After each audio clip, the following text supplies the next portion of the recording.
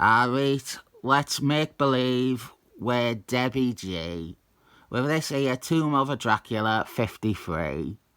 This is an issue I got because, as the cover boasts at the top, there is a surprise shock star. I didn't realise how important and relevant to Tomb of a Dracula this issue was.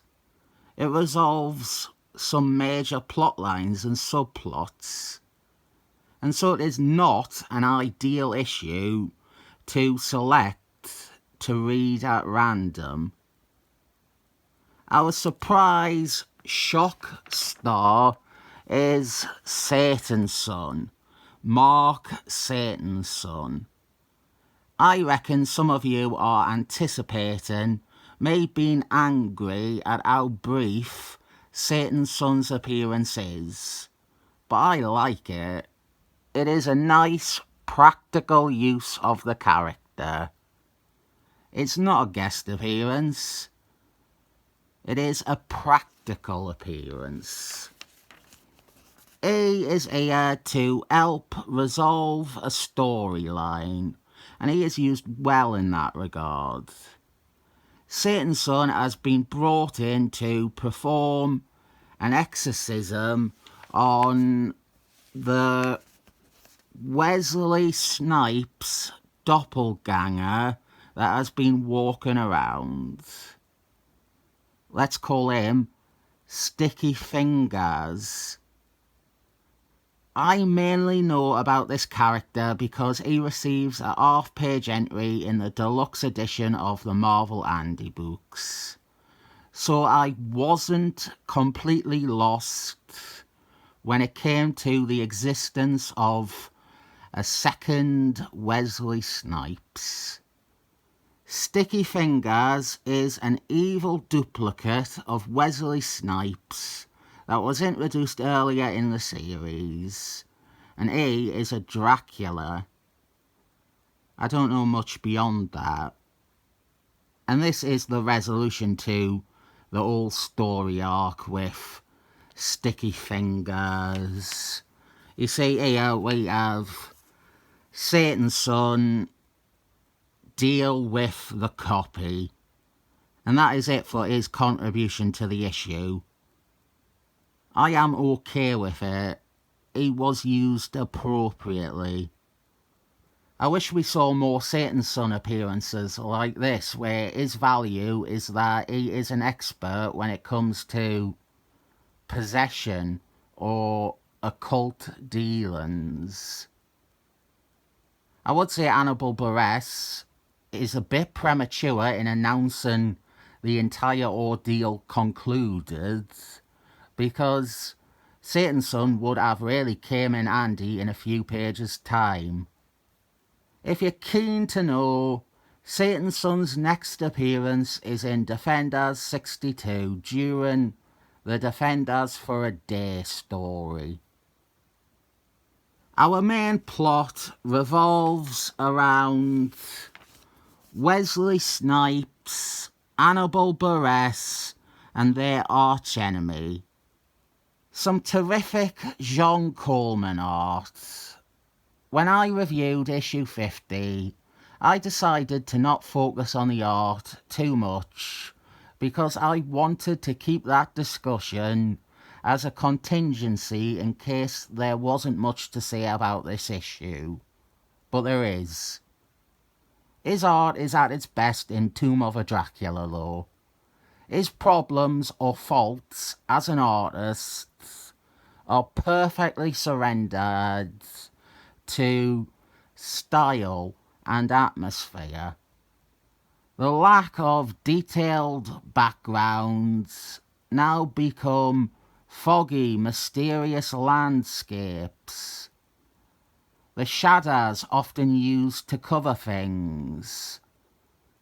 It all creates this look for the title that really helps sell the horror. If this was inked and coloured like it was Avengers or Spider-Man, so much of the genre elements would be gone. Let's do a quick crash course on Wesley Snipes. He entered the scene with issue 10, and I always want to say issue 9. That is how intense my ability to always be off by one is. I know he was issue 10, but my mind always tells me issue 9. He is a Dracula hunter. He stalks the night, slaying Draculas.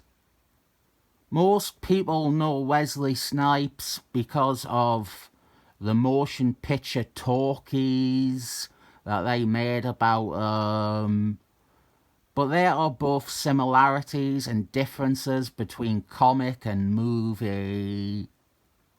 A lot of the personality matches. A lot of the ideas match too. But the key difference is that Wesley Snipes is not the star of Tomb of a Dracula. He is a supporting player. He is in a lot of the series, if not most of the series. And he has his own plot lines, and he often gets to battle his nemesis, the Dracula that owns a tomb. One of the absolute best things about Wesley Snipes is, other than some aspects of his original design, he is one of the earliest black characters who doesn't feel stereotypical. They were never concerned with making him a piece of representation, and instead he is cool and badass, and people naturally like the character rather than feel they have to like him. To me, Wesley Snipes is one of the best examples of how to go about writing characters of a different race. The attention is not on his race and only his race, but on him as a character. That's not to say that his race is irrelevant, but what right do I really have to talk about representation and Wesley Snipes? Maybe talking about the other character in this scene is something I deserve a saying, because he is a white dude with brown hair. A lot of my knowledge on Tomb of a Dracula is a combination of what I read years ago, the first 20 or so issues, and then these two that I have gotten recently, and finally, and mainly, Andy books. Hannibal Buress was after I felt I had to stop reading the series. Issue 25, I believe. He is a private investigator. He is a detective.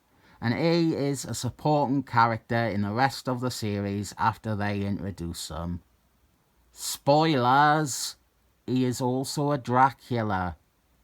That is the twist ending of his first story.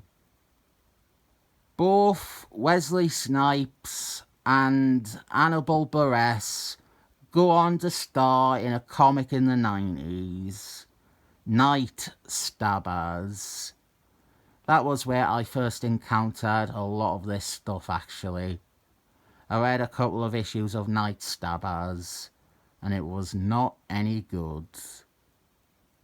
There is something else that links these two characters, though, and that is one of our mega villains for this series, Deacon Blue.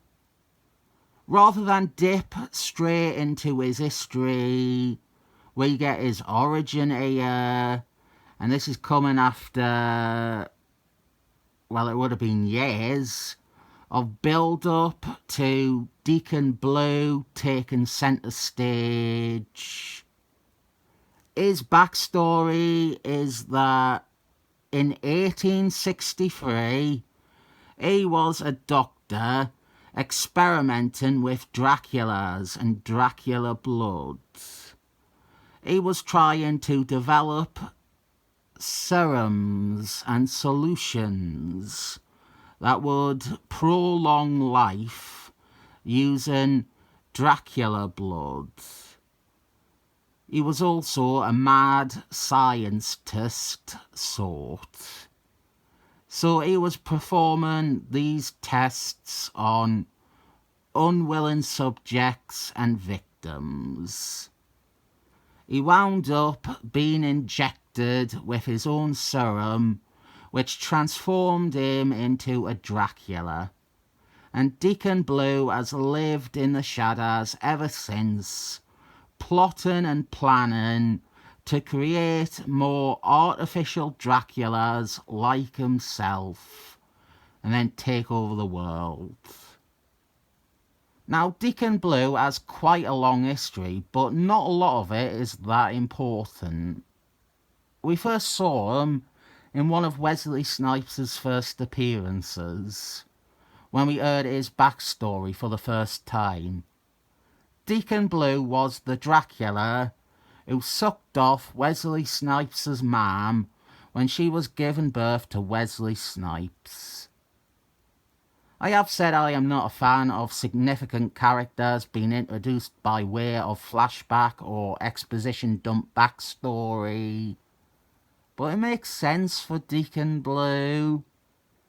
The idea isn't that he was immediately relevant to the story after Wesley Snipes told of his history, and instead we got some nice seeding of Deacon Blue as a presence. We later learn through Hannibal Buress, his flashbacks, that he too was bitten by Deacon Blue, and they are quite subtle about it. You have to recognise them yourself at first. At the same time, Deacon Blue was in the background of stories, stalking innocents or observing things occurring. But I don't think it is until now that we finally get him stepping out from the background and taking direct action against the protagonists. Well, he did create Sticky Fingers, the doppelganger, and he has a whole army of copies here. I told you that they would regret letting Satan's son leave. He could have done what he did at the start to all these duplicates, and it would be over and done with quite expediently. It is not explained how he has this infinite supply of clones either. I suspect it is never explained. As a conclusion to story arcs, I cannot weigh in because I lack the experience with the setup, but I was not entirely lost and confused reading this. I definitely didn't get the most out of it, but for Wesley Snipes and for Hannibal Buress, I think it gives them some payoff. Maybe not the most pleasing payoff, but we get to resolve their personal grudges with Deacon Blue. It makes sense that the majority of this video has been explaining Wesley Snipes, Hannibal Buress, Deacon Blue, Sticky Fingers, because it is the sort of comic where knowledge is power. If you don't know anything about these things, there's now here for you, besides a decent utilisation of Satan's son. I'll give it 7 thumbs up because I think I already said 7 fangs up for the last one.